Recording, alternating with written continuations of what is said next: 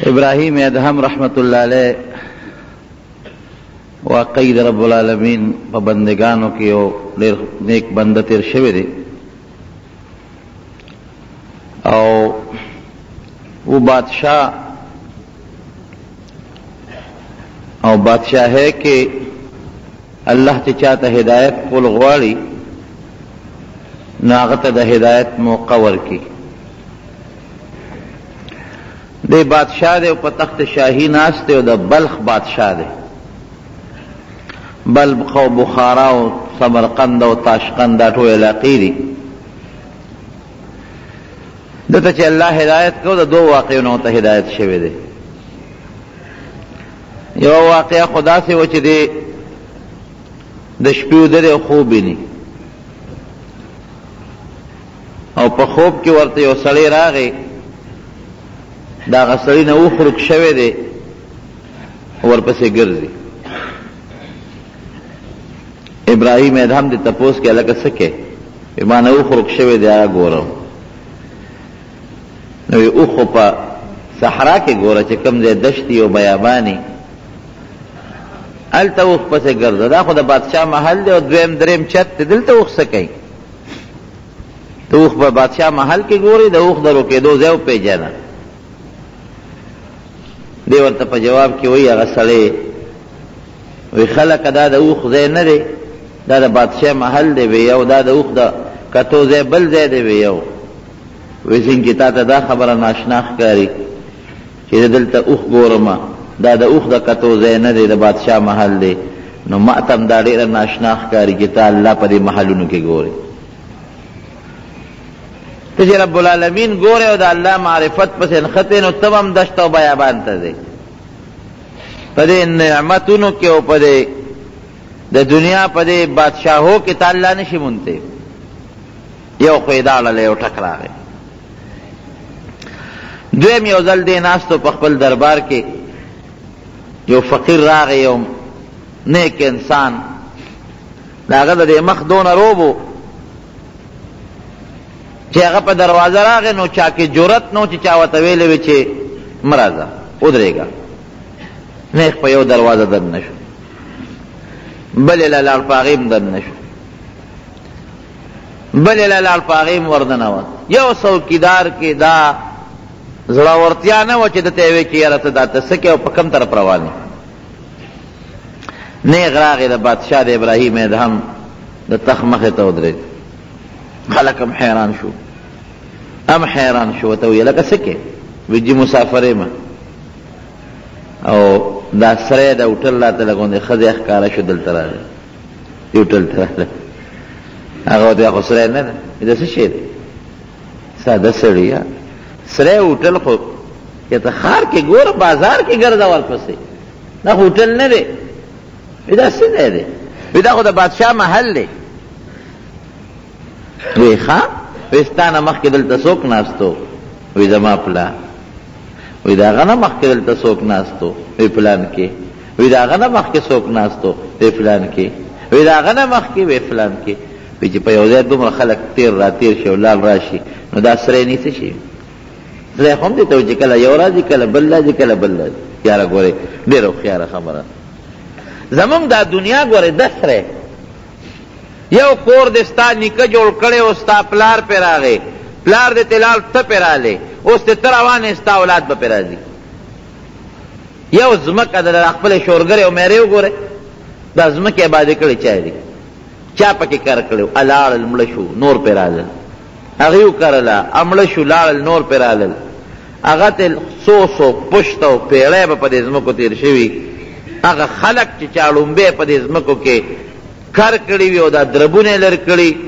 او وړې پې ستړې کړی دی او غاښورې او مانجونه یې پکې کړي دي، نن به د هغې دا ډوک هم ګورې پته نه لګي.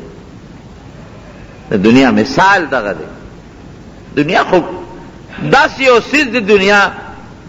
چې دې دنیا پسې ته څومره نښلې که نه، دا درته ګورې دا حقیقت ویم. هغه مره به دا دنیا تا لرې تا نه تښتي به لاس به د ځان بدله نه در کوي. خو که دې دنیا ته تا شا کړه او تا ته منډه کړې، زه ته قسم خورم چې دا دنیا به ستا د خپو له راځي، د خپو له به دې راځي. دا یوازې پیسه نه یادو، د دنیا هر یو عزت، د دنیا هر یو جاه و جلال، د دې دنیا هر یو څیز ته ته شاکا ته ته تخت تا پسې را منډې وای، او چې تور پسې منډې وې وې وې وې وې نو قسم دې ګورې کراوي نیسي، دا د ځان نه درکوي. دا جمدی مثالونه دي. یو مولانا زکریا صاحب رحمت الله علیه په دې تقریر ترمذی کې په دې اول تقریر بخاری کې په دې اول کې لیکلي دي چې یو سړی راغی جمعات ته، جمعات ته راننوت نو د جمعات په یو ګوټ کې یو کس ناست عبادت کوي، ځان الله، بل ګوټ کې بل ناست عبادت کوي، بل ګوټ کې بل ناست عبادت کوي، بل ګوټ کې بل ناست عبادت کوي، درې ګوټونه ډک دي، دی راغی دیم یو ګوټ کې کېناست عبادت یې شروع دا خو چې دا درې واړه څنګه عبادت کې زه به هم کوم. دې کې یو ښځه راغله، هغې سره مزېداره خوانچه ده د خوراک او پکې قسم قسم پولونه او غوښې او اډوکي او د دنیا خوراکونه پکې پراته دي. خوانچه یوړه هغه ګوټ کې چې کوم یو بزرګ نیک سړی ولاړ دی هغه ته مخکې ونیوله او ته یې دا وخوره، سیب دا واله، سیب دا واله، سیب دا واله. اوس دا شنا چې دا کوم دی ګوټ کې ولاړ دی او ته اوس په سترګو په دې ترس کې ګوري چې خدای خو اوږې دی ښه د لوږې نه جومات ته تللی دی. یاره چې دا دې سړي نه به څه پاتې به شي او که نه، یاره چې ماله به کله را راشي، یاره روبېړي که به یې راونړئ. اوس دې سترګو به یې ترس داسې ورته نیغ نیغ ګوري. هغه نور دوه کسان لګیا دي خپل عبادت کې پروا هم نشته. نو چې کوم سړي ته دې جینۍ دا خوانچه نیولې ده چې هغه ته یې غوښه وخوري هډوکي راوالي همدغه ښځه پې ولي، نو ته یې نه جي خیر خیر دی، نو چې هغه غوښه راوالي هډوکي تش کړي نو هغه هډوکي راوالي هم دا جینۍ پې ولي. دی هلته چې عجیبه خبره دا څونه په مینت ورته لګیا د خوراک پې خوري او هغه ته چې کم هډوکي یا کم شی زیاتې کېږي هم دا پې ولي، او دې ورته اوس نیغ نیغ ګوري. او په دې اړه کې سوچ کړی چې په ما به راځي که به نه راځي، ما له به هم دا خوراک راوړي که به راونړي، سترګې ورته وازې نیولې دي. اخره کې دله راوړه، دې ورته اوس برن برن ګوري، خو چې راویړه د دې اړه کې دا سوچ کړی چې دې خلکو دا دستور به نو چې هډوکي نه غوښه وخورې نو په هډوکي به هماغه کوربه ولي، دا به دستور او طریقه او رواج به وي د دې خلکو نو ده چې څنګه غوښې ته ګوتې کړي دي. او هغې جینۍ څه چل وکړ، هغې جینۍ د هغه دریو کسانو نه چې کومې رکیبۍ کې کوم شی پاتې شو په ډېر عزت یو ځای کو په یو رکیبۍ کې واچو، سر یې پې کېښود، دل هغه نه ورکوي، دل یې بل شی ورکوي چې ور یې کړه چې څنګه غوښه چې وخوړه هډوکې راواغه چې شلق شو هغه جینۍ پې وویست، هغې هغه خوانچه خوا کړه او راپاڅېد او د مړی نه دې راونیو. ستا خدای بې خو باسه ما دله په مینه او په محبت باندې خوراک راوړه، قسم قسم خوراکونه راوړل، او چې خېټه دې ډکه کړه مړه دې کړه نو په هډوکو ما ولېوست خوار شي. دې ورته وایي زه ته نه څه خبر یم، خو هغه نورو دریو کسانو دغه چل وکړ، زما هم دا خیال و چې دا به د دې وطن دستور به رواج به نو ما ځکه دا چل وکړو چې غوښه مې ته وخوړه، هغې هم په هډوکو ویشتې، ما هم پې ویشتې، خو هغوی ته خو دې غږ نه کوو، سره د هغې لګیا وې د هغې مینت دې کوو، او زما په ما دې را کېښودې او زما د دې مری دې راله خفه کړو، ځمکې ته دې را وغورځولم، دا ولې دا جینۍ ورته وایي ته ما پېژنې؟ وی نه، وی زه انسان نه یم، زه دنیا یم دنیا، او زما په دې خوانچه کې چې دا تسې اینې نو دا ظاهري خوراک نه دی، دا د دې دنیا دا نعمتونه دي، دا ما کې هغه نعمت دی او زه دنیا یم. دغه درې کسان دې دنیا ته یې شا کړې ده، نو زه یې ورپسې ګرځوم، ما پې ولي بیا یم ورکوم، ما نه تښتي بیا یم ورپسې ګرځوم، او چې را ننوتم نو د هغه ځای نه ورته تا برندې سترګې نیولې چې هغې له مې وړه نو تا دې ته کتل چې ما له به راوړي که به نه راوړي، نو چې دا څوک غواړي ګورې هغې له موږ نه ورکوو، ما چې څوک غواړي هغې له ځان نه ورکوم، ما چې څوک نه غواړي هغې پسې ګرځوم، دا حقیقت دی. مولانا رشید احمد گنگوهی رحمت الله علیه جماعت کې ناست دی، جماعت کې ناست دی، یو سیټ راغی، داسې د اشرفو یو ډکه تیلی راوړله دی سیټ، مولانا صاحب ته پیش کوي، صاحب دا والا دا ستا شوه، وایي زما نه ده پکار، زما خپل اپوی و چې دی په ما امتحان کوي سبا به را پسې پراپیګنډې کوي لکه تاسو د مولیانو سره کوی نه په دې مقبرو کې راسخات بعض خلک وایي ته راسخات نه هلې ولې نه هلې دا ناروا دي نه ولې نه وړې زه دا ستا سره وجې نه وړو تاسو یې راوړی دی نه چې د معاملې پې خدای وبخي مولیان پې ټیسټ کوی ورې کې هغې غریبانان تا ته خو نه چې اسخات راوړي کم مولا به داسې چې ته اسخات راوړي جنازه به دې نه کوي لیکن هلته کې اسخات وله راوړی بیا یو بل ته ولاړې په ګوتو اشارې کوي پلانکي هغه دې واغېست پلانکي واغېست هغه دې پلانکي دونه واغېست هغه دې پلانکي دونه ظالمانو راوړی یې ولې چې مولیان پې شرمه وی دا راوړی دې دپاره چې دا مولیان پې شرمه وی تاسو د مولا د شرم دپاره د بېعزتۍ دپاره وایي دا خیرات یوازې په مقبره کې کېږي د خدای کور جوړېږي 15 روپۍ نه ورکړي خوا کې د غریب د لوږې مري 10 روپۍ نه ورکړي هلته یې 15 پیټۍ په مخه کړي دي هم د ثواب دپاره نه مونږ ډېر خلک یې غریبانان یې مړې پکې وشي نو مونږ ورته همدا ووایو چې لکه غریبې مه کوه وایي دا خلک به څه وایي د خلقو دپاره وایي خیراتونه منځونه هم غرق دي او خیراتونه هم غرق دي بس الله دې رحم وکړي نو هغه په دغه غلط نیت راوړه ورته یې وایي دا شعر یې دا مې دله راوړی دی دا پیسې دي وي زما نه دي پکار و چې ستا نه دي پکار طالبانو باندې ویښه وي چې دا پلیت مال زما په لاس وشي په خپله ورته ویښه نو چې دا سړی بار ته و دا سیټ نو د مولانا صاحب پاڼې پرتې وي نو په پاڼو کې ورته روپۍ واچولې ډبلې روپۍ او داسې ګوټ کې پټ شوي زه ګورم چې ته اخلې که نه هغه زوم زما د وجې دی نه رسي هغه دا خیال و چې زه زه نه یم نو وابل دي کې به واچي دی را روان دی چې راووت د جومات نه بار نو په پاڼه کې خپه ورکوله نو خپه پکې نه تله چې ویې کتل نه روپۍ پکې پرتې نو هغه پاڼې یو چتې کړه په هغه ځای یې وسندلې ای ګنده ماله داسې وایي ای پلیته ماله چې څوک درپسې لګیا دي د هغه نه منډې وې او چې څوک درته مخ نه راړی د هغه د پیزار هم سلامونه کوي دا ګوره حقیقت دی دنیا پر چې څومره ولګي د دنیا جاه جلال د دنیا چې څه دي ځان به نه درکوي خو چې څومره ته ځان تختی نو هغه مره به دا دنیا راځي او ستا د خپله به ځان ته رسېږي دا تزا حقیقت دی نو خبره دا ده چې ابراهیم ادهم رحمت الله علیه چې دې ته وکتل چې واقعي د دنیا خدا مثال دی یو پېزو بل پې راځه نو هغه غونډه بادشاهي یې پرېښوده د الله شو هر څه یې پرېښودل نو چې پرېښودل نو یو ځل په لاره باندې روان دی یو جومات ته وخت شپه ده نو جومات کې چې خلکو منځو کې دی ناست دی د الله عبادت کوي نو جومات چې کوم خادم او ورپسې راغی کاکا وځه نو دی ورته وایي چې زه خو مسافر یم زه به شپه دلته کوم وځه وایي نه بخته وایي ګوره زه مسافر یم او د شپې ته مې پرېږده چې دا شپه تېره کړم وایي شبه شبه وځه اکثر دا مسافرو باندې هم سړی اعتماد نشي کولی مسافر خو چې جومات کې پرېږدي او یوازې نه بستر هم درنه نن سبا وړي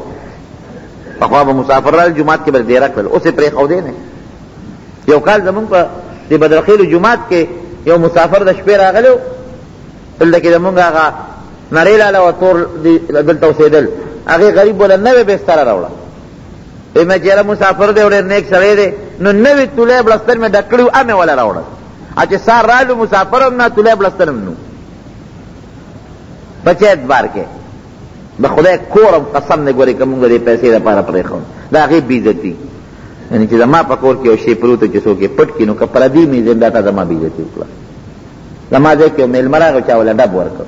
زه نه یم والی هغه پردی سړی و زه به هم دا ته زما ځای بېعزتي وکړه نو د خدای د کور بېعزتي ګورئ د الله د کور نه چې د شی پټ که که دا د دې جومات دی او که پردی دی دا سپلی خلک نه پټوي یو ځل تللی صدر ته هلته کې یو مولود شریف و هغې له چا بوتلی وم یو پروګرام و نو شپه مې هلته وه یو سړی راغی دا سپلی مال راکړه چې دلی سنبال کړم مې زه خو ښه سړی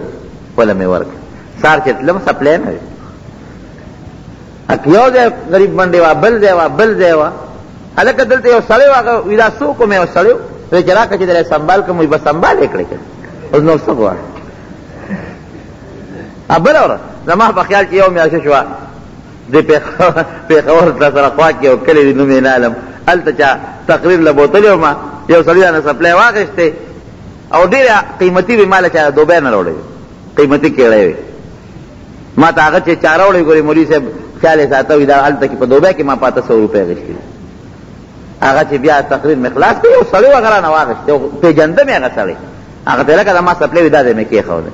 هغې نه خلاص شوم بیا په شلېدلو کېړو کې رالم د خدای کور نم قسم دی دا خلک لاګي دلته دې جومات کې مونږ یو کال هغه پروګرام کوو د مونږ تنګي او مولوي دی مولانا ظهور الحق صاحب هغه مو تقریر راغوتی تقریر یې وکړو چې ته څپلۍ دې چا پټې کړې اوس هم ما ته کله وي زموږ جومات ته نه راځې وي ښه چې بیا ران څوک څپلۍ پټې کړي دا زموږ حال جومات نه پکې پټوه جامې ماس پټوه څپلۍ پټوه درې پټوه جومات پم پټوه دا څوک دي دا خو د هندوستان نه او د امریکې نه او د روس نه کافر نه دی راغلی دا ستا مسلمان رو سبا چې دا مړ شي دوا وتو کې چې خدای وباسي زه جنازه کوم او ته وله منډې وې او څښاک دی او خیرات دی او صدقه ده او دا مردار به خدای بخي څنګه موږ دعاګانې وله درې ورځې څلور ورځې کټونو کې هغه ته هم خلک ناستي دوا وتو کې خدای نه ویرېږي رونه خلق کې د الله یاره پیدا کې د الله د کور عزت وساتئ د الله د کور د بېعزتۍ نه ځان وساتئ الله یې زموږ کورونو کې د عزت واچوي نه وایي چې هغه دې ورته وایي زه مسافر یم وځوئ د مسافر یې جومات نه به څه پټ کې وایي د مټې ونیوم او پوړو ته یې راښکلم او د پوړو نه یې راغورځولم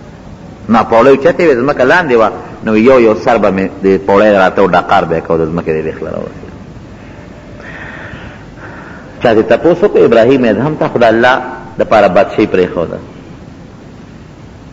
او ډېر سخت دې برداشت کړې رښتیا چې سړی د بادشاهۍ په جون کې وي او ماشوم د بادشاه غېږ کې لوی شوي او بیا په صحرا په دشت سر شي وي په تا داسې یو ورځ چې په زندګۍ کې د خوشحالۍ ورځي او ډېره د سکون او د اطمینان او د خوشحالۍ ورځي بادشاهۍ کې یا د ګدایۍ کې کومه ورځ در باندې خشته تېره شوې وي رښتیا را باندې ویې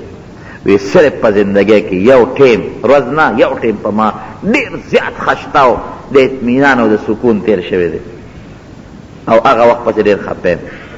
وی کوم وخت و وی چې هغه جومات کې هغه سړي نه پرېښودم او د پوړو نه یې راخطا کړم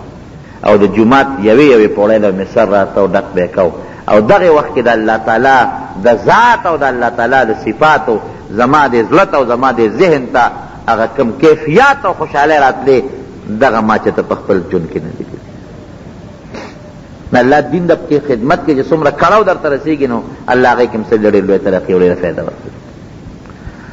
به هر کیف هم دنیا هم د الله نعمت دی خو چې سړی پرې د الله شکریه ادا کړي او الله پرې راضي کړي او چې کم د دنیا مال او دولت دی کې سړی رب العالمین راضي نه کړي نو دا ګوره د خدای قهر او غضب دی نو دا خو فایض احمد هغه واقع شروع کړی ما واورېده نو هغې کې مې دوه درې خبرې درته وکړې زمونږ یو اهم میټینګ و په هغې په ما لږ ناوخته شو الله دې زمونږ نه راضي شي دا سړی چې بیت الله شریف ته لاړ شي دی به په کومه دروازه باندې اوږدېدل دا خو زمونږ بعضې کتابونه وایي چې دې بیت الله شریف ته اصل مسله درته ووایم یو خو زمونږ د خلکو خبرې دي بیت الله شریف ته چې سړی ننوځي نو په کوم دروازه چې دی ورغی نو ورتلی شي د نبي علیه السلام په زمانه کې د بیت الله شریف دروازې نه وې نو دا په یو دروازه وتل او په یو دروازه راوتل دا نه د حج حکم دی په احکامو کې حکم دی نه د عمرې او نه د طواف په پیغمبر علیه السلام په زمانه کې د دې بیت الله شریف یو دروازه نه وه داسې نه وه چې نبي علیه السلام د پلانکې دروازه نه نوتې په پلانکې دروت نه د حضرت ابوبکر صدیق رضی الله په زمانه کې وه نه د حضرت عمر فاروق رضی الله عنه په زمانه کې وه دا وروسته جومات جوړ شوی دی او خلکو ول دروازې جوړې کړې بعضې کتابونو کې بعض علما له تلو خو نه وایي او د راتلو متعلق وایي چې یو سړی په باب السلام باندې روځي د بیت الله شریف نه نو رب العالمین به بیا حج لبوزي بیا به الله حج لبوزي بعض علماء دا لیکلي دي کیدای شي داسې د حدیث الفاظ نه دي او نه چې د قرآن حکیم کې شته نه د صحابه کرامو په قولونو کې شته بعضې بزرګانو به لیکلي که هغوی ته څه کشف سره معلومه شوي نه شم ویلی خو دا شرط نه دی چې په دې دروازه ننوځه او یا په دې دروازه روځه ځکه دا دروازې وروسته جوړې شوي دي د نبي علیه السلام او صحابو په زمانه کې د جومات دا دروازې نه وي دی وی چې زما یو خاص حاجت دی دعا غواړي الله دی ستا دغه حاجت چې شریعت سره موافق نو الله یې درله پوره کړي که یو سړی وي د رکوټ اختر په میاشت کې عمره وکړي بیا مدینې منورې ته یا بل خپل چې حج پې فرض کېږي که نه په دې حج نه فرض کېږي بعض علما خو وایي داسې، خو چې کومه راجحه مسله ده مولانا شریف علي تانوي رحمت الله علیه په خپله فتاوه کې لیکلي، ما درته حواله درکړه چې که څوک عمرې له لاړ که د حج د کوټې اختر په میاشت کې ولې نه نو په د باندې حج نه فرض کېږي. که د مخکې نه پې حج فرض یو مالداري نو هسې پې فرض دی، په دې تلو پې نه فرض کېږي. په ما د رمضان د روجو قضا د ورځې کمې دي، نو زه غواړم چې د شوال د نفلي روزې ونیسم، او بیا د شوال د نفلي روجې میاشت خو درنه لاړه تېره شوه، خو د نفلو نه دا فرض مخکې نیول پکار دي. د شوال کې د خپل فرضي روجې ونیسه، الله به د نفل هم درکړي، د شوال د هغه ثواب به هم درکړي او غاړه به دې خلاصه شي. هسې نه ته په نفلو شروع کړې او پکې مړ شي نو فرض به دې په ذمه پاتې شي. فرض روجې مخکې کول پکار دي. دا خو تا د لوی اختر مسله تپوس کړی دی، دوی چې زه امام یم او ما له خلک د قربانۍ سرمنې را کوي او زه په هغې باندې مالدار شم، نو په ما دا قربانۍ سرمن نقد مالدار نه ورکولی شي او غریب له ورکولی شي.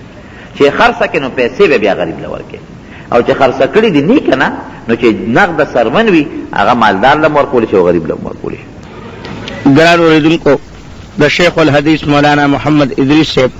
دا 97 نمبر کیسټ ډک شو چې په دې کې د ابراهیم ابن ادهم او د جنت بیان تاسو اورېده. دا به تاسو ته پېښور ښار کې بیرون کچرې گیټ اشرف روډ سره فقیر خان ناصر خان کیسټ هاؤس کې د ناصر خان او حیدر خان سره ملاویږي. ټلیفون نمبر دی 252912. لکه حدیث پاک کې راځي چې د هر جنتی په کور کې به څلور ولې بیږي، یو د شاتو، یو د پیو، یو د خالصو اوبو، او یو د شرابو. خو د جنت شراب به داسې نه لکه د دنیا شراب، خوند او لذت به پکې وي، نشه به هم پکې نه وي چې سړی نشه کي، او د سر دا چکر او سرداب قصې به هم پکې نه به سر باندې چکر راځي او نه به نشه راځي، سړی به بلکل لکه چې عامې اوبس کي، خو خوند او لذت به د شراب وي. او اوبه به کمې اوبي، نو نبی علیہ السلام فرمایي اوبه به داسې خشته یخې وي لکه د واورې برابر، او داسې به خوږې وي لکه د شاتو برابر، او تکې سپینې لکه د پیو خالص د اوبه به، او خالص صفا پی دا به په جنت کې بیږي، وله به د هر جنتي په کور کې. نو صحابه کرامو تپوس وکړه د نبي علیہ السلام نه چې د الله رسوله په دنیا کې خو چې ولی په هغې کې خټی، د جنت په دیولو کې خټه شته که نشته؟ وی او د جنت په دیولو کې خټه شته، خو هغه به مشک او عنبر به خوشبویي به کوي. وی صاحب د دنیا په دیولو کې خو قطقانې وي، کاڼي پکې لاندې، چې کاڼې پکې نه هغه ولم خوند نه کوي، دا نري نري کاڼي هغه لاس ورکوي. وی او د جنت په دیولو کې دننه به کاڼي وي، خو هغه به یاقوت او زمرد او مرجان به، دا به د هغه ولو دننه کاڼي به. اونې بوټي د جنت داسې میوه، د دنیا دا میوې چې دي و اتو به متشابها، قرآن کې الله فرمایي د دې په شکل میوه به چې سړی یې پېژني چې دا خو سیب دی،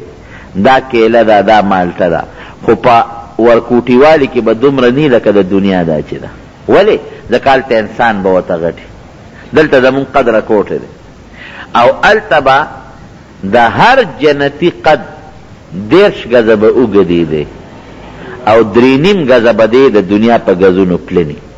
ولې؟ د جنت هغه خوشحالی خو دا وجود بسي، او د جنت خو د جنت یو سیب درته وشو کوي نو ام به ستا هفته کې به خلاص نه کړی شي.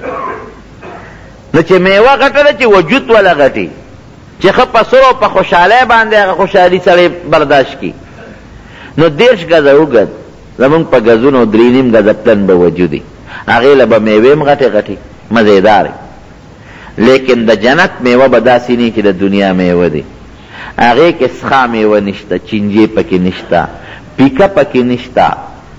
او ستغه پکې نشته، خشته میوه به مزیداره. اونې خطو تم پکې اجت نشته، چې کومې میوې ته د چا زړو شي هغه میوه به نیغه راښکته شي او د انسان د خولې ته به راورسي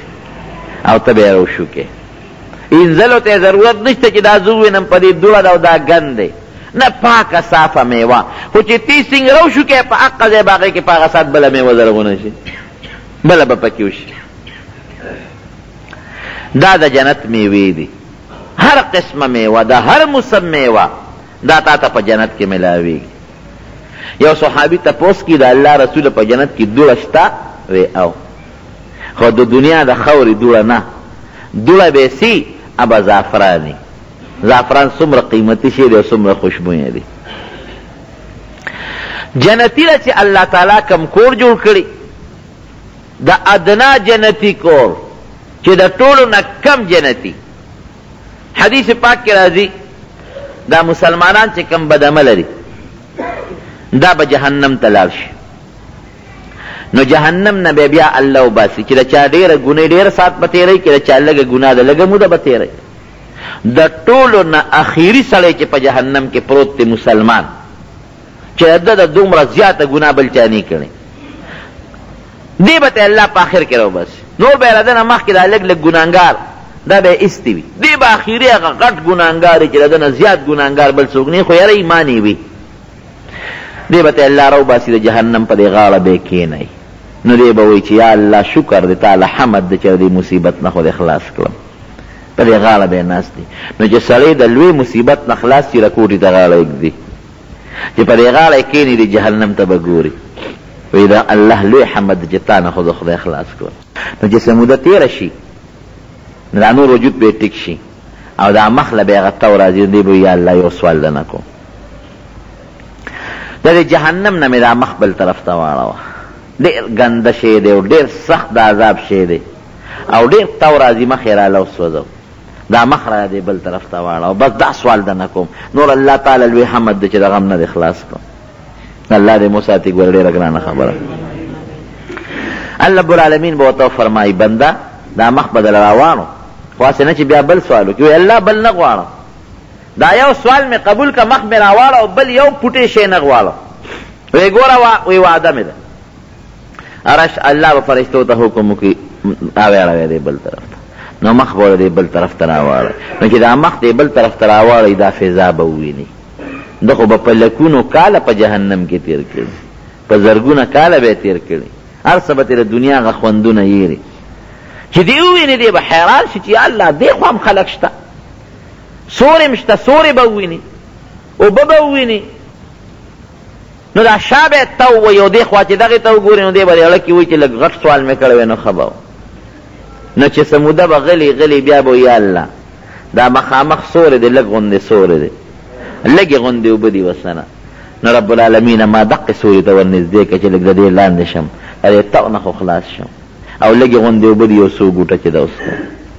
الله به ورته وفرمایي یا بنده دا وختي ما سره وعده نه وکړه چې بل سوال به نه کوو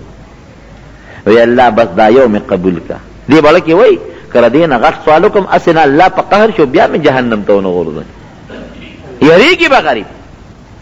الله بس دا سوال ده نه کوم بل نه کوم وی ګوره یو ځل دې وعده خلافي وکړه وی نه الله بیا نه کوم بس دا وعده و حدیث کې راځي نبی علیه السلام فرمایي چې الله له به قسمونه به الله ته وخوري وعده به ورکړي زما د ستا په ذات قسم وعده در سره کوم بل سوال نه کوم خو دغې لږ سوري ته مې نږدې کړه لږې اوبه به اوس کوم د جهنم تاو والم زرګونه کاله او جهنم کې سوځېدلې مه چې الله لږې اوبه خو اوس کوم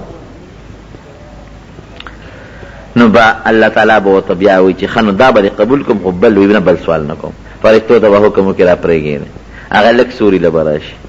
چې راشي د جهنم د تاو نه خو خلاص شو مخ یې خلاص شو شی یې خلاصه شو اوبه به مسکي دا زړی م یخ شو هلته به ناست وي چې داسې نظر وکړي او د هغې نه غټه ګوره اونه به وویني د دې اوبو نه به ډېرې اوبه وویني دا به لږې یخي هغه به ترې زیاتې یخي لکې به وایي اوهو بیا دې غلطي وکړه بنده که دغه سوال دې کړی وی نو ښه به دا به څه کېږي نو غلی به غلی به غلی به اخر کې وي راشه الله دې زما سوال دې وکړه یا الله یو سوال درنه کوم بیا څه وی بنده الله ګورې خبردار دی ښه بیا سوی بنده الله ګورې خبردار دی ښه هغې سوري له مې بوځه هغه سوري م لږ ګورو دی دلته مې ګرمي کېږي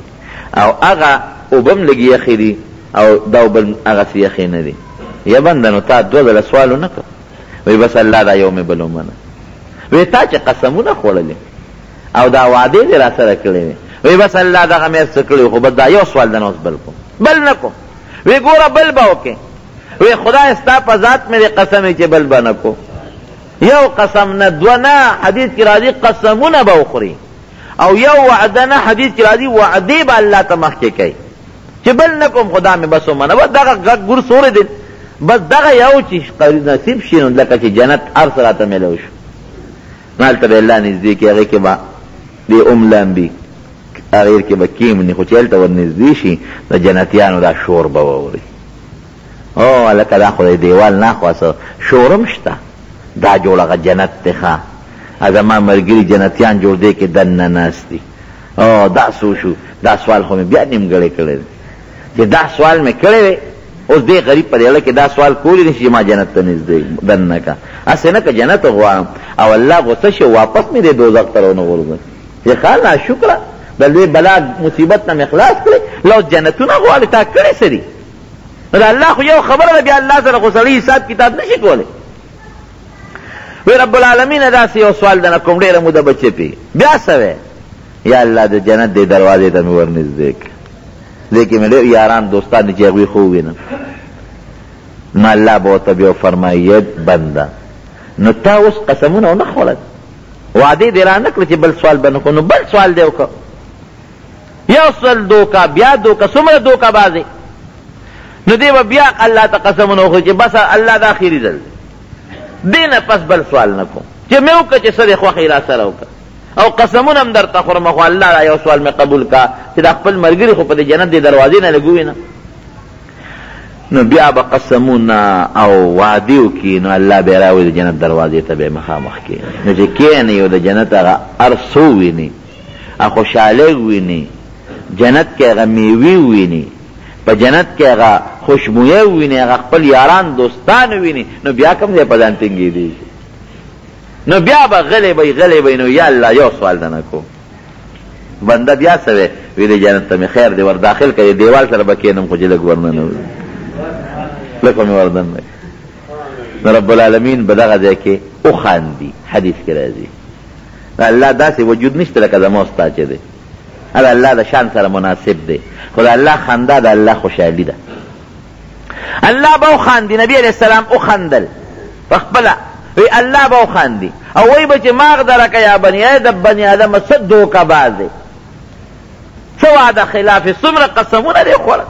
څومره وعدې دې وکړې چې بل سوال نه کوم او چې یو دې قبلوم بل. نو دی به وی یا الله، اوس دې وخت کې څه وی؟ یا الله ما خو خپل سپیره بنده مه جوړوه کنه، په جنت ته خو چې بار دی خو سپیره دی، نو الله ما سپیره مه جوړوه، ما نیک بخته، او دا یو سوال مې بس قبول کو، د جنت ته مې ور داخل کا. نو رب العالمین به ورته خوشحاله شي او جنت ته به داخل کی. نو الله به ورته څه وی؟ وی ښځه وایه څه غواړې؟ جنت ته خو داخلوم خو څونه جنت غواړې؟ نو دی وی دونه غواړم، دا غواړم، دا غواړم، دا غواړم. نو وی نه نورم غواړه شابه. نو نبی علیہ السلام فرمایي چې د ده په لږ کې څومره تېرېږي الله به ورته نورم غواړه. نو دی به هغه غواړي. نو چې دی هغه وغواړي که نه، نو بیا به ورته رب العالمین وفرمایي بنده دا شی وغواړه، الله به ورته یادوي دا وغواړه، دا وغواړه، دا وغواړه، دا. نو چې الله ورته څیزونه یاد کړي او دی ټول وغواړي، نو رب العالمین به ورته وفرمایي وی زه چې دا تاسو غوښتل دا مې هم دله درکړل او ردې لس چنده دله در کوم، زه جنت ته داخل شه. نو ابو هریره رضی الله عنه د حدیث راوي دی، وی دا په ټولو جنتیانو کې د لاندې مرتبې جنتي دی، نورو مرتبې دنه زیاتې دي، او دې جنتي ده چې الله څومره جنت ورکړي ابه د دنیا لس چند دی، لس چنده د دنیا. دا دنیا ټوله چې راغونډه کړه دې لس چنده جنت د ادنا جنتي دی. نو ته به چې دی به پیسه کوي جنت کې خو یو لږ رکوټې غوندې کورم کافر دی، په دې به دې څه کوي؟ نه، دې چې کم دی ته رسېدل غواړي، دا خو د دنیا لارې او موټرې نه دي، او نه د دنیا سایکل دی چې ته پیسې ورشې وګرځې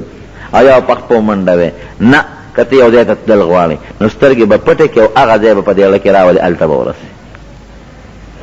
په هوا به هم پکې خلک الوزي، لاس به وخوځې، خپې به وخوځې لکه د مارغه پکې په خپله هم الوتی شي. الله به دله کورسین درکړي، د کورسۍ نه مراد لکه دې زمانې د جزونه دي، هغه زمانه کې خو جز نو، کورسۍ به الله درکړي، په کورسۍ به کښېنې او چې کوم طرفته ستا زړي په هغه کورسۍ به ناست هغه به والودي او هلته به ځي. نو کورسۍ نه مراد د دې زمانې جزونه شو مثلا، یا بل یو څیز شو، خو چې کوم خوا ستا زړه مني نو هلته به رسي. نو په ډېر زر په سکنډونو کې، سکنډ نه مخکې له دې نه ته کراچۍ ته هم رسېدی شي، ادې نه ته سعودي عرب تم رسېدو دومره ځای کې رسېدی شي. نو داسې انسان ته چې دا کومې خوشحالۍ میلاویږي نو دله لږ ځای نه دی پکار، دله ډېر لوی ځای پکار. او د الله په دربار کې خو د دې څیزو څه کمي نشته. یو میږی دی مثلا زه مثال در کوم او ستا په کور کې دننه دی. میږي وایي دنیا خو همدغه ده چې دا زه کوم ځای کې ګرځم. که میږي ته څوک ده وایي چې نه لاهور هم شته او پېښور هم شته او کراچۍ هم شته او سعودي هم شته، نه وایي ده لیونی که روغ هغه ته خو دغه خپله دنیا ښکاري چې کوم ځای کې دا میږي چکر لګوي.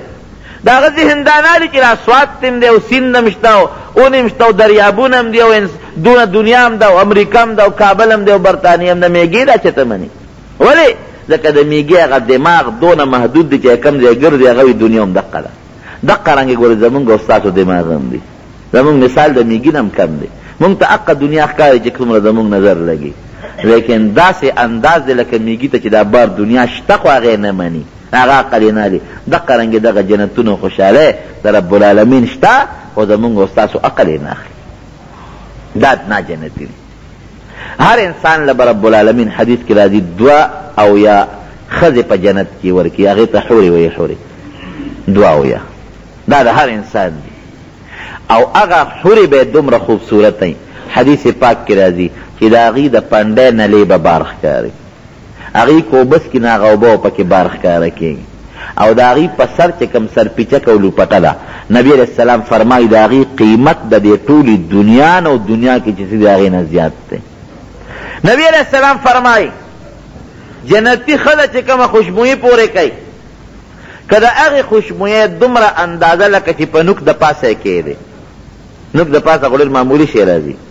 دومره خوشبوئی د دنیا ته راله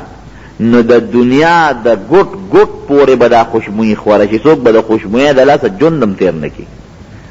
او حدیث پاک کې راځي نبی علیہ السلام فرمایي یو جنتی ښځه که دا خپل مخ دې دنیا ته راښکاره کړي، یو جنتی خزا ابا دومره برېښنا کوي لاشرقت سبحات وجهها ما بین المشرق والمغرب، وی د هغې د مخ دا شغلې او پلوشې به د مشرق نه مغربه پورې د دنیا روښانه کړي. دا الله تعالی جنتیانو له مقرر کړی دی. جنت کې به بازار لګي، بازار هغې بازار کې به څه ملاویږي، هغې کې به شکلونه ملاویږي. شکل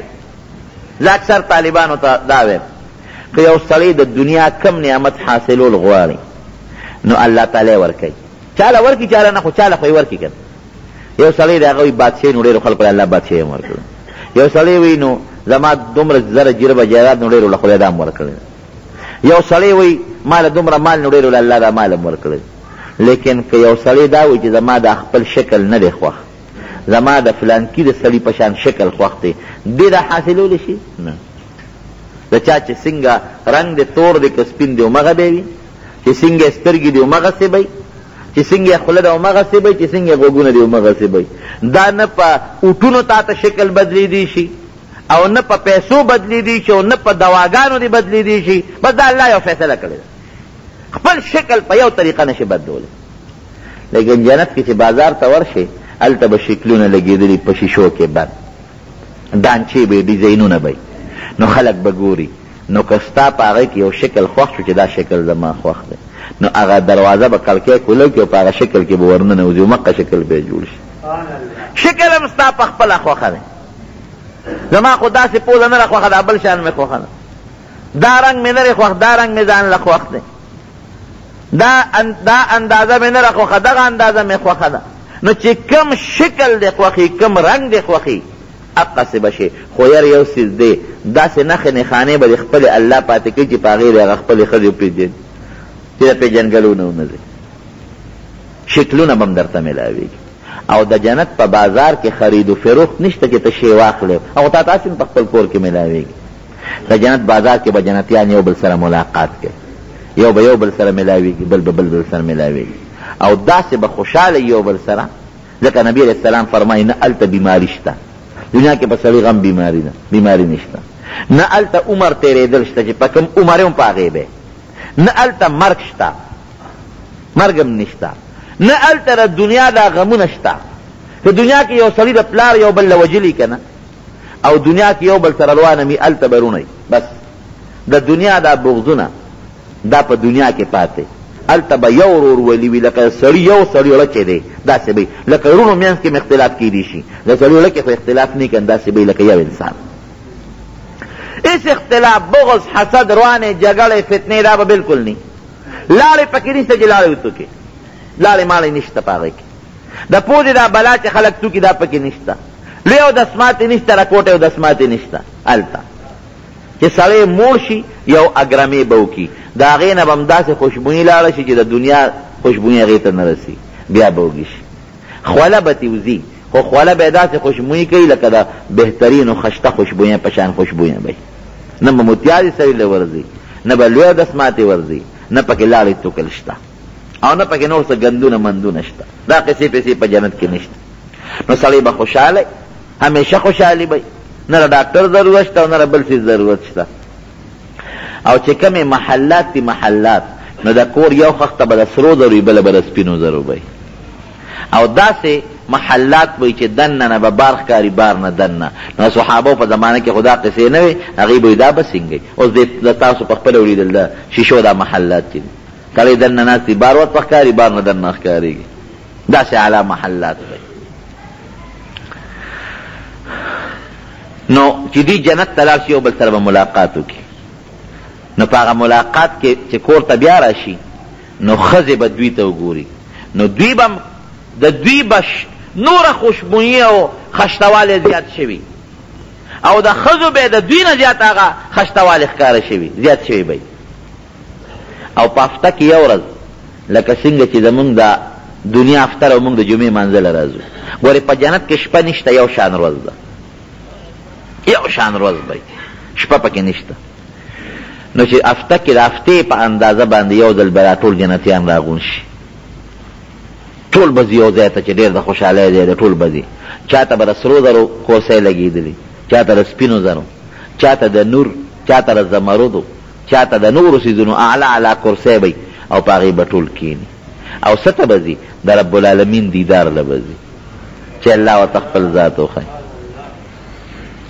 نو ټول به ناشتي دی کې رب العالمین به ورته خپل ذات مبارک وښایي خپل لایق شان سره نو نبی علیہ السلام فرمایي چې هغې کې به دونه خوند دي چې کم جنتی په جنت کې 80,000 کاله د جنت خوشحالۍ تېرې کړي 80,000 کاله په خولې وینا کېږي نو هغه د 80,000 کالو خوشحالي د الله تعالی د یو سکند په دیدار به تېره شي دومره د الله په لیدو کې خوند او خوشحالي دی للذین احسنوا الحسنى وزیاده کم سړي چې په دنیا کې ښه عمل کړی دی د هغې به الله وله ښه جزا او ښه بدل هم ورکړي او خپل دیدار به هم ورکوي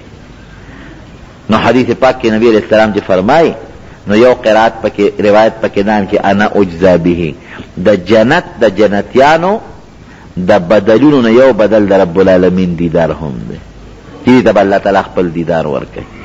یو مخصوص دروازه د باب الریان ورته وایي دا بره دروازه کولو شوې ده دې کسانو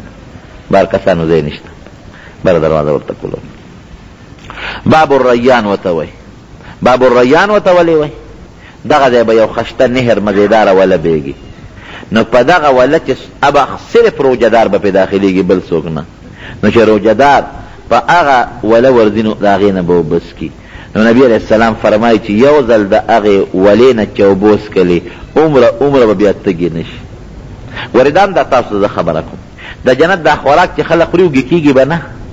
د جنت اوبه که څوک کي تږي کېږي به نه دا به د خوند دپاره خوراک او څښاک کوي هلته لوږه تنده نشته نه لوږه تنده به له ده راځي نه نو څنګه به ختمه شي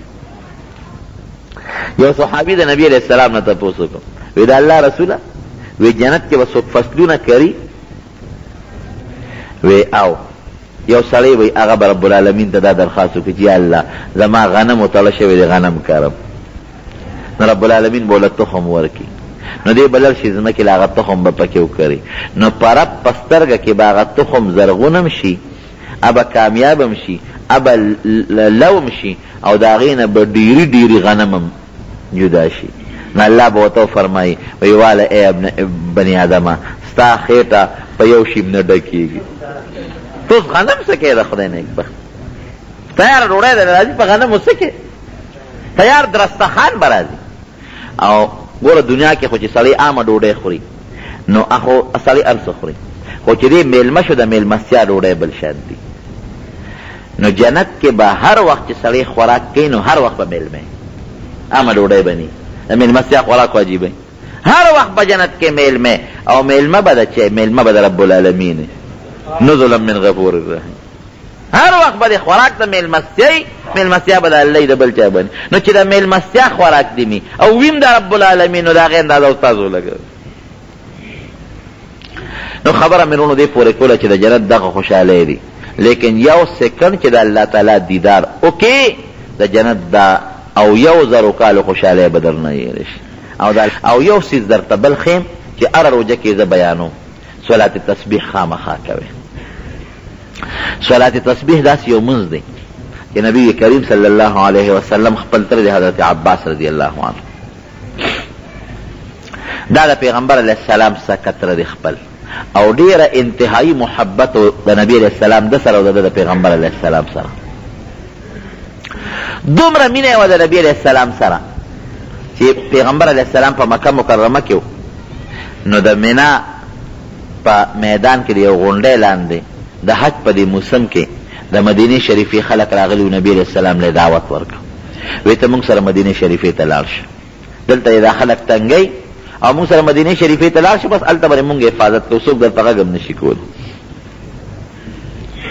نو پیغمبر علیه السلام سره فیصله وکړه هجرت یې کوو. نو دا عباس رضی الله عنه هغه وخت لا کافر مسلمان شوی نو دی راغی ودرېده وی د مدینې خلکو یو خبره درته ګورې کوم، اگر چې زما درواره دا دین مې د یو بل نه جدا دی، خو خبره درته دا کوم چې ګورې تاسو دې خپل وطن ته بوځئ. دلته خو د دشمنان ډیر دي، خو د یو مضبوط قوم دی نو د هغه قوم په وجه دته څوک غږ نشي کولی. هسې نه که دې تاسو بوت هلته خو قوم نشته څوک یې ضرر ورته ونه رسوي. نو زما دې رواره ته ګورې که چا پوټې نقصان هم ورسو د هغې تپوس به ګورې ستاسو نه کوم. سوچ پې وکړې که ښه حفاظت زما د دې رواره کولی شی نو بوځې او که نه شی کولی مې بوځ. دې مینه وه. او چې کله نبی علیه السلام مدینې منورې ته هجرت وکړو نو د هجرت په 2م کال باندې د بدر جنگ شوی، هم په رمضان کې شوی، که موقع پیښه شو نو شاید چې دې ته بیا بله جمعه وکړو. د بدر غزا په رمضان کې شوی وه. نو په هغې کې 80 کسان کافران مردار شوي او 80 کسان کافران مسلمانانو نیولي جمدي بوتلي. نو په هغې کې یو حضرت عباس رضی الله عنه دغه وخت کې دا کافر دی نیولي چې دی ونیو نو دا قیدیان د کافرو مسلمانانو لاسونه ورله شاته تړلي او یو دو قیدیان په تقسیم کړي په مسلمانانو دا ځان سره کورونو ته بوځي. اتفاقا حضرت عباس رضی الله عنه چې چاله ورکړو هغه د پیغمبر علیه السلام ګاونډي نو دل هم شاته لاسونه تړلي چې دا اونه تختی چې ترواني ونه کړي. نو چې لاسونه تړلي نبی علیه السلام د شپې بار راووت یو ام المؤمنین ده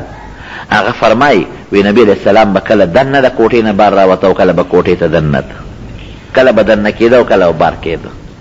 نو وی زه پې پیښ شوم، وی زه ورنږدې شوم، وی چې د الله رسوله ولې دننه بار کېږي؟ وی ما ته یې غږ ونه کړ، خو زه پې دومره پیښ شوم چې هغه دیوال نه هغې غاړه حضرت عباس هغه کور کې هغه له مټې لږې سختې تړلې شوي نو هغه به زبیرګي کوله حضرت عباس. د هغه د هغه زبیرګو د وجې نبي علیه السلام له خوب نه ورته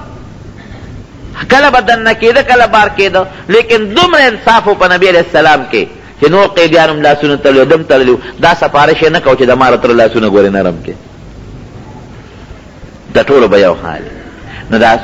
ام المؤمنین د مسلمانانو مور پوه شوه. نو سوال جواب یې هغوی ته وکړه چې دا عباس بیرګي کوي او نبي علیه السلام له خوب نه وردی سفارش خو نه کوي. نو هغه لاسونه لږ نرم کړل چې بیرګي په قلار شو د هغې نه پس پیغمبر علیه السلام وده شو خوب یې وکړ چې سار قیدیان ټول پیش شو. نو حضرت عباس د نبی علیہ السلام نیا د مدینه منورې و، د هاشم بیبي د عبدالمطلب مور، د نبی علیہ السلام د نیکه مور، دا د مدینه منورې و. نو د مدینه خلک راغون شو، هغې وی د الله رسوله څه فیصله به کوو؟ مهاجرم. نو دا فیصله وکړه چې دین و فدیه والو، جرمانه به ترې والو د یو قیدین و پرېبېد. نو د مدینه خلکو وی مونږ خو د عباس نه فدیه نه الو، دا زمونږ خورایې دی دته مونږ بخو. د دواړو جهان مبارک سردار او فرمایل نه عدل او انصاف دا دی چې د پردي نه الو د خپل نه به سر کېلو. عباس ته ته هم فدیه ورکې.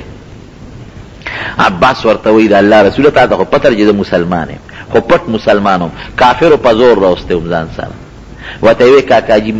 پټ مسلمانی دی او الله ته پته ده، خو راغلی د کافرو سره په سب کې مونږ نیولې ته به فدیه ورکې او ته به ډبل ورکې، د ځان به م ورکې او ستار واره د عقیل علي صاحب رور د هغه به م ورکې، ځکه غریب دی او ته مالدان. دی ورته وی د الله رسوله وی تا ته خو پته ده چې زه م غریب یم ما سره څه نشته. وی ښه کاکاجي تا سره څه نشته؟ وی نه. وی ته چې کله را روانېدې نو تا خپلې ښځې له ام الفضل له یو بټوه ور نه کړه چې تا ورته وی چې دا ځان سره کېده، که زه مړ شم نو ستا به پکار شي او که زه جمدې رالم ماله به یې راکړي. تا ام الفضل له خپلې بیبي له هغه بټوه نه ورکړه؟ وی دې نه یو زه خبر یم یو زما ښځه خبر ده او ته ته الله خبر کړې معلومیږي دا چې ته بلکل په رښتونې پیغمبر رښتونې رسول. هغه ډبل فدیه تې واغېسته، امید یې خپله واغېسته، امید یې درواره واغېسته. دا د نبي علیه السلام انصاف و. مینه یې ورسره دومره زیاته وه چې د هغې اندازه نشته، دومره مینه چې یو ځل دی راغی نبی علیه السلام ته کېناسته اسلام نه پس. وی د الله رسول چې مونږ تا سره ناست یو نو وی دا خلک زمونږ قدر کوي او چې ته پاتې نو مونږ ته هغسې نظر بیا څوک نه کوي. نو نبی علیه السلام نیغ راغی او ادرت او صحابو ته یو تقریر وکړ. وی واورئ ګورئ ای خلکه عباس زما تره دی او تره د پلار په ځای وي. ګورئ که جا عباس خفه که نو زه یې خفه کړم او که چا زه خفه کړم نو ګورئ لوی الله خفه کړم. دومره مینه وه د حضرت عباس رضی الله عنه او هغه ورسره څونه مینه. د هغه نه یو ځل چا تپوس وکړو وی ته مشر او که نبي علیه السلام مشر دی؟ نو عباس رضی الله عنه ورته وی لږ فرق و په عمر کې د دواړو.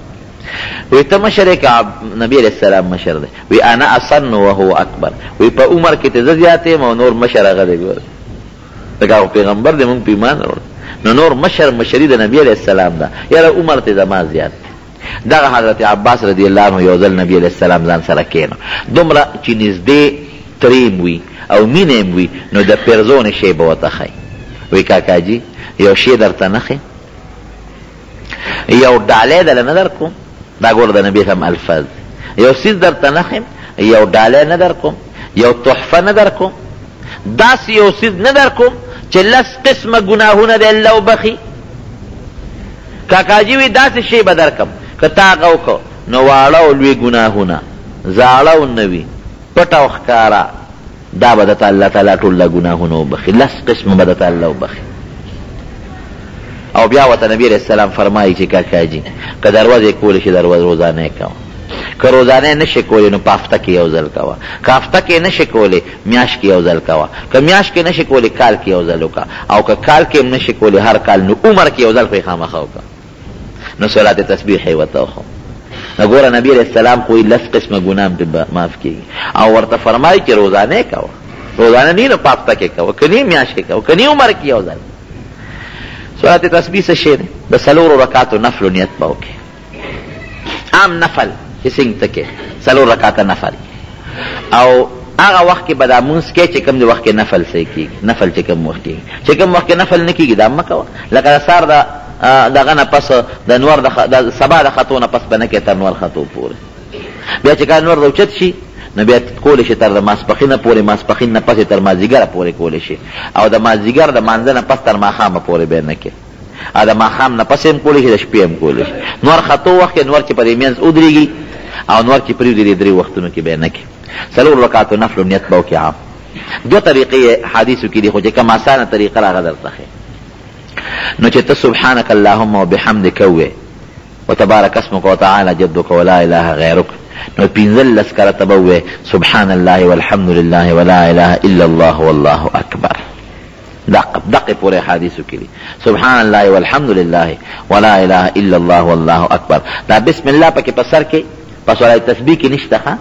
ای تراو کې خو تاسو وایي سورۃ تسبیح کې نشته. سبحان الله والحمد لله ولا اله الا الله والله اکبر دا دی یو ځل کو سره ولا حول ولا قوت الا بالله نو خیر. یو روایت کې شته لیکن مشهور روایتو کې دقه څلور کلمې دي. پنځلس کرته به ووایې، بیا به اعوذ بالله بسم الله او قرات به ووایې. نو چې فاتحه او قل هو او اخلاص کې او لا رکوع لنیتلې د رکوع د تلو نه مخکې به لس کرته ووایې سبحان الله والحمد لله ولا اله الا الله والله اکبر. نو چې بیا قرات اخلاص کا او رکوع ته لاړې نو په رکوع کې به لس کرته ووایې. د رکوع هغه تسبیحات کوې که نه وې، او که هغه وې نو هغه تې مخکې ووایې که وروسته وې، خیر لس کرته په رکوع کې چې د رکوع نه پاسې سمع الله لمن حمده او ربنا لك الحمد ووایې، د هغې نه پس بیا لس کرته ووایې. بیا چې سجدې له لاړ شي په یو سجده کې لس ځله، سجدې نه چې کښېنې الله اکبر ووایې نو لس کرته به ووایې، بیا په دویمه سجده کې به لس کرته ووایې، نو دا په یو رکعت کې 15 کرته جوړېږي. او که یو ځای کې د يیر شو لکه په یو سجده کې د يیر شو مثلا، نو ورپسې چې بل کوم نږدې دی د هغې وخت کې 20 کرته به ووایې. او که مونځ کې خطا شو سجده سهوه کې نو په سجده سهوه کې نشته. او شمېرې به یې څنګه؟ نو چې لاس دې تړلي د یوې ګوتې له زور ورکوه، لاسونه خو یو بل د پاسه پراته دي، دی بلې له زور ورکوه، دا شمېر دی. یا لاس ته ویزان دي نو په دې زنګون د لاس ښې دي په دې رون، نو یو ګوتې له زور ورکوه. یا په سجده کې وي نو یو ګوتې له زور په ځمکه ورکوه، خپله درته شمېرې لیکېږي. دا به په 4 رکعاتو کې پوره کړي. بیا چې دویم رکعت ته پاسه بسم الله نه مخکې به 15 کرته وي، یعنی اول ځل په لومبي ځل کې 15 کرته دي او نور ټول 10 کرته دي. د رکوع د تلو نه مخکې 10 کرته، په رکوع کې 10، قومه کې 10، رکوع نه چې پورته شي دواړو سجدو کې 10 کرته، او د دواړو سجدو په منځ کې 10 کرته. دا خامخا کوي. روژه رب العالمین ډېر مهربانه دی، خو کوشش وکړئ چې الله تعالی تاسو هم خوشحاله کړي. موږ د خدای څه نه راکوي او په کومه طریقه موږ الله نه خوشحاله، خو موږ الله خوشحاله نه کړ. د رمضان د میاشت کې ور یو اخیری ټکي درته وایم، نبی کریم صلی الله علیه وسلم په دې لومبۍ پوړی قدم کېښود، وی آمین. نو په دویمه چې قدم کېښود نو وی آمین. نو چې په دریمه پوړی کېناست نو بیا وی آمین. موږ خو په دې میاشت پوړی کېنو، او نبي علیه السلام به په دې دریمه پوړی کېناستې. نو چې کله هغه تقریر نه فارغ شو نو تپوس صحابو ته تپوس وکړو، درې ځله تا آمین ووایې. موږ خو څه دعا ونه لیده. وی دا جبریل علیه السلام راغی، نو ما ته یې ده ووایې چې هغه انسان چې د هغه مور پلار جمدي وي او دې دومره مور پلار خوشحاله نه کړي، د هغې دومره خدمت ونه کړي چې د مور پلار د خدمت د برکت نه ځان جنت ته ورسوي، نو الله دې تباه کړي. دی به د مور پلار دومره خدمت کوي چې د مور پلار د خدمت د وجې په ځان جنت ته بوځي، او چې ځان جنت ته بونه دي نو خدای دې تباه کړي. نو مې چې آمین. ښه دویم ځل یې دا وایي چې ستا نوم د چا مخکې واغېستی شي او دی ورباندې درود ونه وایي، نو هم خدای تباه کړي. نو مې چې آمین. نو د نبي صاحب نوم چې واغېستلی شي نوم یې احمد او محمد دی صلی الله علیه وسلم، نو یو ځل پې درود شریف ویل ګورې واجب دی. او که په یو مجلس کې بار بار ویل کېږي، لکه ته یو ځای کې ناست دی او بار بار یو نعتخوان وایي یا یو مقرر وایي، نو لومبي ځل باندې درود واجب دی، په دویم ځل بیا مستحب. او چې په درېیمه پوړی مې خپه کېښودله کېناستم، نو وایي چې د رمضان میاشت په چا راشي او دې پکې دومره عبادت ونه کړي چې په الله ځان وبخي، ډېر هم خدای تباه کړي. نو مې چې آمین. نو دومره عبادت به پکې کوی چې ځان په خدای وبخي، او که دومره عبادت هم ونه کړه نو مقدس فرشتې خیرې کړي او په ټولو پیغمبرانو کې مقدس پیغمبر پې ګورې آمین ویلی. نو خامخا عبادت وکړي. مونږ بس زمونږ بسي د دنیا چې روزګار کې او کاروبار کې نوم تسبیح لاس کې اړولی شي، په ګاډي کې ځې نوم ته تلاوت کولی شي، تسبیح اړولی شي. مونږ په زول به یو په یو دکان کې ناست، بل په بل کې ناست، یو په یو لاره بل په بله لاره، یو جومات کې بل جومات کې، یو د پټي په یو پول او بل په بله پوټه، یو بل سره غیبت. دې نه جوړېږي څه. نو دا مهرباني وکړئ چې تاسو الله پکې یاد کړئ او عبادت پکې وکړئ. په رمضان کې الله به راضي شي، الله به درله لوی اجر درکړي. رب العالمین دې موږ له مور او پلار د چا مړي نو د هغې قبر لتلی شي، او د هغې دپاره دې تلاوت کولی شي ثواب دې ورته بخي، مونځ کولی شي ثواب دې بخي، صدقه دې کوي او ثواب دې وله بخي. دا ډېره لویه خبره ده. رب العالمین دې موږ له په رمضان کې او په نورو میاشتو کې د عبادت کولو توفیق راکړي. دا زموږ دلته کې یو ګاونډي دی سبحان الله لور بیمار دی او دعا غواړي، رب العالمین دې وله شفا ورکړي. الله دې جوړ کړي، ډېر خدمتګار سړی دی او ستاسو خصوصا د زمیندارو کې ډېر لوی خدمت کړی دی. رب العالمین دې وله شفا ورکړي، الله دې جوړ کړي. کم سړی چې ګیره نی او دې اذان کوي، اذان جایز دی، خیر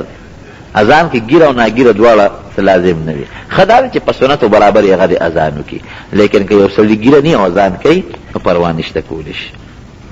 او ګیره پرېږده که نه، ښه خبره د پیغمبر سنت دی په رمضان کې چې دې پرېښود الله به درله ډېر لوی اجر درکړي. تر کومې پورې به خری مخ ګرځي.